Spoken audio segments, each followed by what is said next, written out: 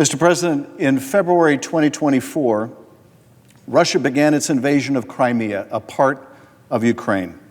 Little green men arrived suddenly in masks and unmarked uniforms, but everyone knew them to be Russians, acting on the orders of the Kremlin, despite the Kremlin's rather pathetic denials.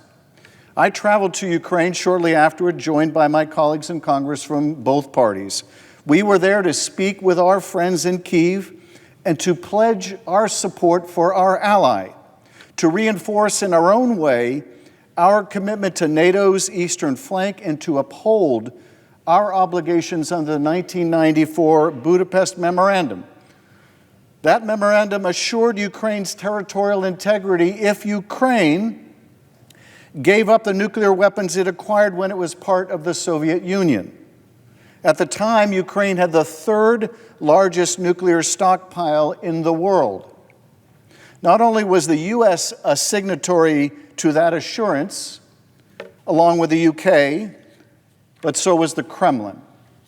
Well, Ukraine did give up its nuclear weapons in 1994. And sadly, Russia violated the terms of that agreement with ferocity.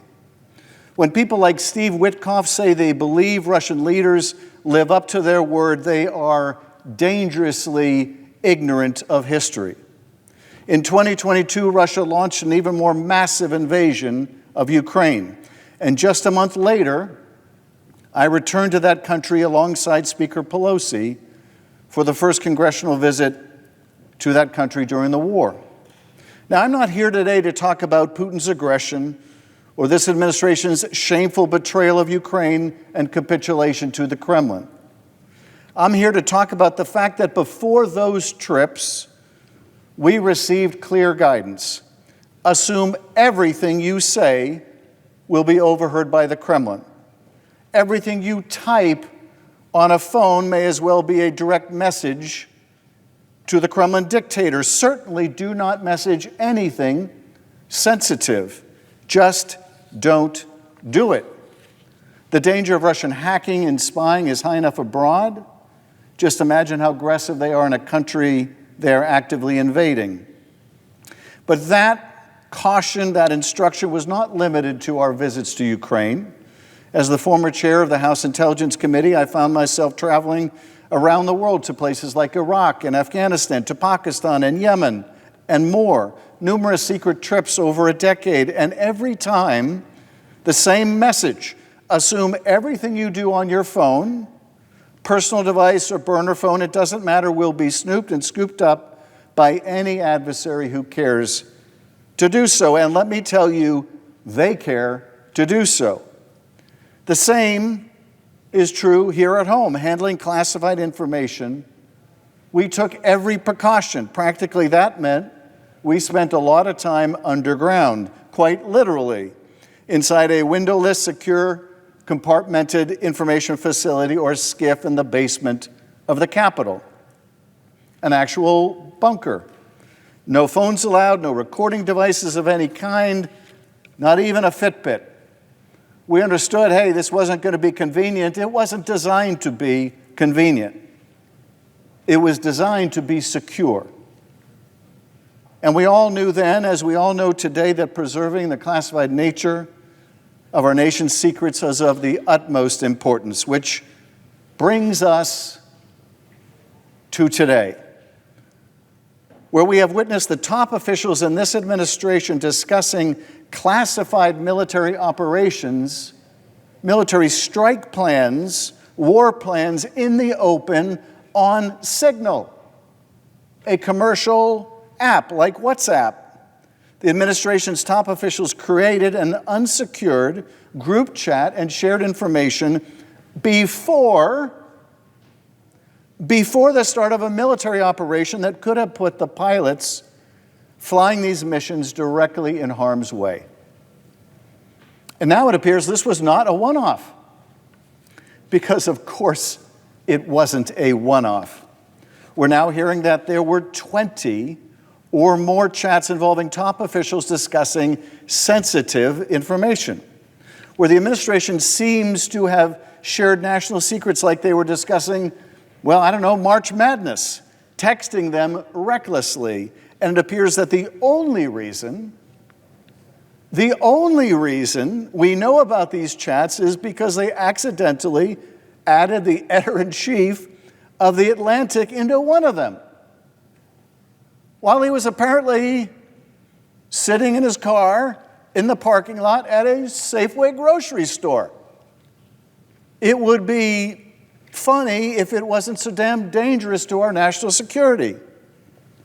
Put aside the amateurism of debating and deliberating over our national security operations using emojis and whatever else they used on this chat. From a counterintelligence perspective, this was the effective equivalent of shouting our national security secrets on the busy streets of Beijing, or leaving folders of information in cafes near the Kremlin.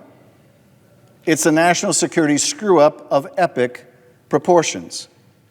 As former chair of the House Intelligence Committee, I have heard after-action reports of what happens when an intelligence failure occurs, when a source or an asset is compromised, when an enemy penetrates our networks, or gets a source that can provide a glimpse into our secrets. Because when an intelligence failure happens, it can be catastrophic. Informants can be burned, lives can be ruined. In some cases, human sources can be tortured and murdered.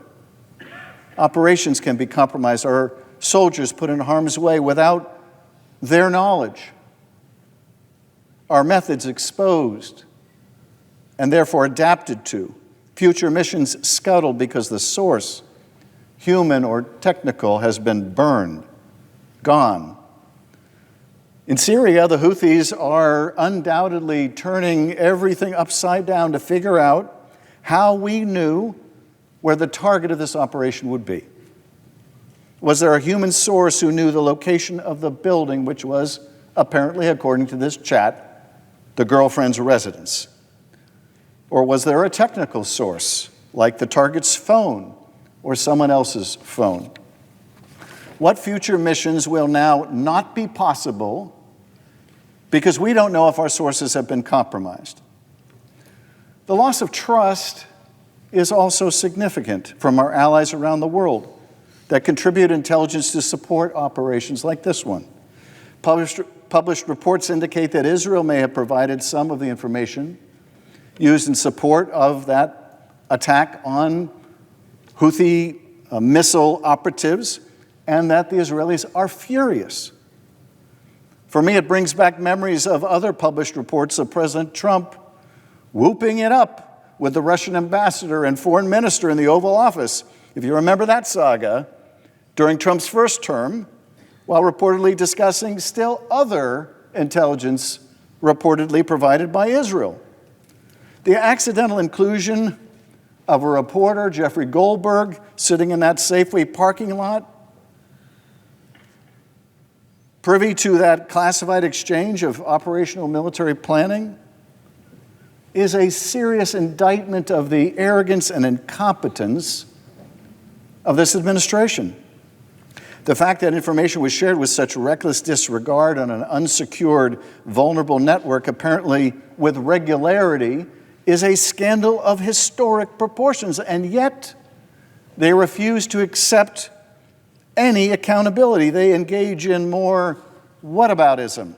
They dodge every which way, deny, deflect blame, blame the journalist, blame the publication, blame the app, call it unimportant, call it a lie, call it a hack, say that someone's contact information was just sucked into their phone. The list goes on.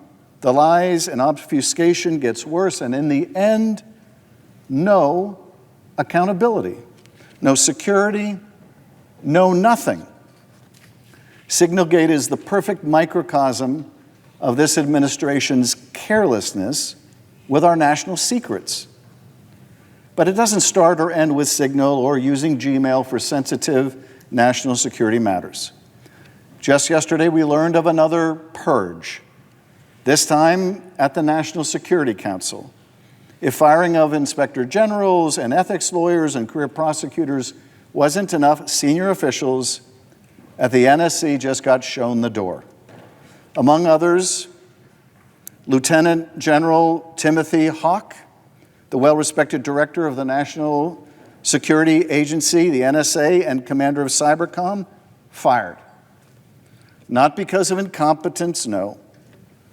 Not because he was responsible or involved in the Signal group, no. The folks in that Signal chat, they're doing just fine. No, these folks were fired because a right-wing influencer and conspiracy theorist apparently told the president to get rid of them. Because an internet troll, not an intelligence professional in any sense of the word, walked into the Oval Office and claimed that these officials were not sufficiently loyal to the president. National security be damned. In this troll's view, they were not sufficiently loyal to the president. How can we not see what's happening here? Or do we see it and just don't care enough to do anything about it? To say something, anything. They are betraying our national security, and they will do it again. They are turning their back on our closest allies and friends as they cozy up to dictators and murderers, and they will do it again. They are compromising the safety of our service members, and they will do it again. They are investigating the investigators, and they will do it again. They are prosecuting the prosecutors, and they will do it again, over and over again. Because this administration has all the wrong priorities in all the wrong places. And who does that hurt the most? The American people. What are we supposed to say to families unable to sleep at night, worrying that their father or daughter or sister or brother may not come home from their deployment or may come home in a body bag because some administration official was sloppy handling war plans and their plane got shot down? The Houthis have air defenses. They can shoot down aircraft, and they have. The service members who volunteer to go into combat to keep us safe don't know if they can trust their own government to do the bare minimum to ensure their own safety. The plain, simple, indisputable fact of the matter is this: all of us are less safe because of this administration. We are lucky, damn lucky, that no one has died as a result of their repeated incompetence and mishandling of classified information. We are damn lucky. But it's got to change before our luck runs out and someone gets killed. I yield back.